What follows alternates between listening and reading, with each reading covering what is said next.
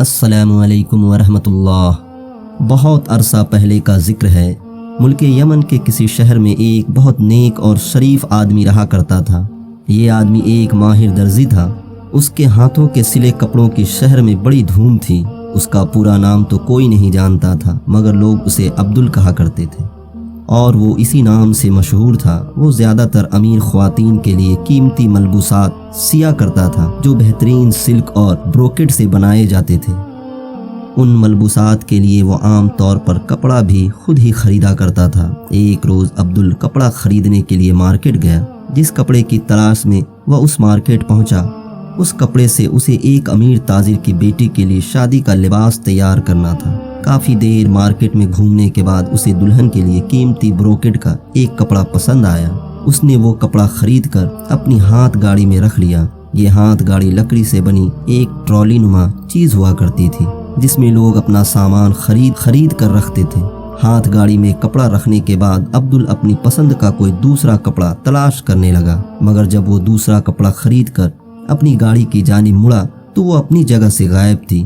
عبدل نے ہر طرف اپنی گاڑی ڈھونڈی، مگر اس کا کہیں نام و نشان نہیں تھا۔ وہ خوب چیخا چلایا، راہ چلتے لوگوں سے پوچھا، مگر کوئی اس کی گاڑی اور اس میں رکھے ہوئے قیمتی کپڑے کے بارے میں کچھ نہ بتا سکا۔ چوری کی خبر مارکیٹ سے ہوتی ہوئی سارے شہر میں پھیل گئی۔ کچھ ہی دیر بعد ہر ایک شخص اس چوری کے بارے میں باتیں کر رہا تھا کہ آخر یہ کام کس کا ہو سکتا ہے۔ عبدل کو اداس اور پریشان دیکھ کر اس کے چند دوست شہر کے مشہور قاضی عمر کریم کے پاس پہنچ گئے۔ عمر کریم کے انصاف کا چرچا دور دور تک تھا۔ وہ حیرت انگیز طور پر مشکل سے مشکل مقدمے کا حل ڈھونڈ نکالتا، لہٰذا اس کی ذہانت کے سب قائل تھے۔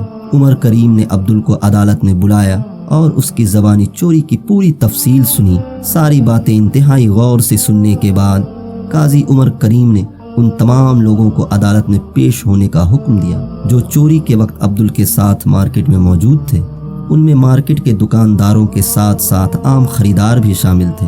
جب تمام لوگ عدالت میں پہنچ گئے تو قاضی عمر کریم نے عدالت کی کارروائی شروع کی۔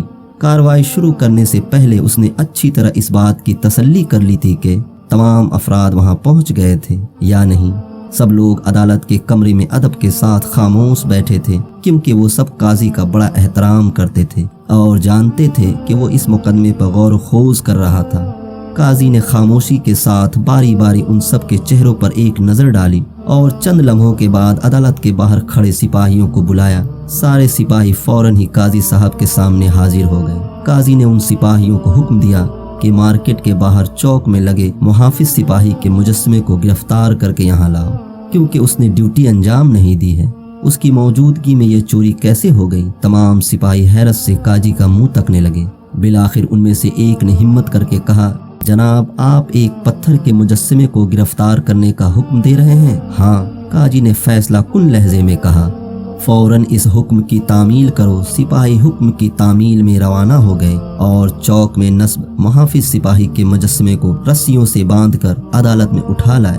عدالت میں موجود لوگ مجسمے کو رسیوں سے جکڑا دیکھ کر ہنسنے لگے اور ایک دوسرے سے سرگوشیاں کرنے لگے کہ شاید قاضی پاگل ہو گیا ہے۔ خود عبدل کی بھی بے اختیار زور سے ہنسی نکل گئی۔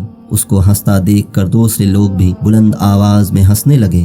ان سب کی ہنسی روکے نہیں رک رہی تھی۔ قاضی چند لمحوں تک خاموشی کے ساتھ سب کو دیکھتا رہا، پھر وہ اپنی جگہ سے کھڑا ہو گیا اور بلند آواز میں حکم دیا، خاموش، عدالت کی کارروائی شروع ہو چکی ہے۔ سب لوگ نے اپنے قاضی کے چہرے پہ چھائی سنجیدگی کو دیکھا اور ایک دم خاموش ہو گئے، کیونکہ وقت کی نزاکت کو محسوس کر کے وہ خاموش رہنے پر مجبور تھے۔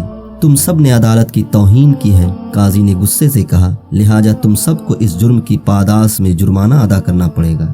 اب تمام لوگ اپنی اپنی گردنیں جھکائے خاموش بیٹھے تھے کہ قاضی ان کے لیے سزا تجویز کرتا ہے۔ کچھ دیر سوچنے کے بعد قاضی نے کہا، جرمانہ یہ ہے کہ تم میں سے ہر ایک کو اس وقت عدالت میں کپڑے کا ایک ایک ٹکڑا جمع کرنا ہوگا۔ عدالت میں موجود تمام لوگوں نے سکون کی ایک سانس لی۔ کپڑے کا چھوٹا سا ٹکڑا دینا تو کوئی اتنی بڑی بات نہیں تھی۔ عدالت کے سپاہی ہر ایک شخص کے پاس جا کر کپڑے کا ٹکڑا وصول کرنے لگا۔ کسی نے اپنے لباس کا کونا پھاڑ کر دیا تو کسی نے اپنا رومال جرمانے میں پیش کر دیا۔ عبدل درزی غور سے اس کارروائی کا جائزہ لے رہا تھا، لیکن اس کی سمجھ میں نہیں آ رہا تھا کہ یہ سب کیا ہو رہا تھا۔ मगर फिर अचानक ही वो चिल्लाया, ये मेरा कपड़ा है। उसकी नजरें एक शख्स के हाथ में दबे ब्रोकेट के एक नन्हे से टुकड़े पर जमी हुई थी, जिसे वह सिपाही को पेश करने जा रहा था। ये उसी कपड़े का टुकड़ा है जो मेरे पास से चोरी हुआ था। अब्दुल ने कहा, दुकानदार ने मुझे बताया था कि इस डिजाइन का कपड़ा कहीं और नहीं मिलेगा, क्योंकि उसका एक दोस्त चीन से ये एक ही सूट का कपड़ा लाया था। इसका मतलब है कि हमने चोर को तलाश कर लिया है। काजी उमर करीम ने संजीदगी के साथ ऐलान किया। चोर सर झुकाए खामोश खड़ा था। अब तुम्हें इस चोरी की सजा दी जाएगी। काजी चोर से मुखातिब हुआ और उस मुहाफिज सिपाही के मुजस्सिमे को उस जगह वापस पहुंचा दिया जाएगा ताकि वो तुम जैसे मुजरिमों को पकड़ने में हमारी मदद करे। काजी के उन अल्फाज के साथ ही उस मुजस्सिमे को उठाकर ले गए और उसे उसकी सही जगह पर रख दिया। कहते हैं कि आज भी उस मुजस्सिमे के गिर्द कुछ बोसीदा सी रस्सियां बंधी हुई देखी जा सकती हैं।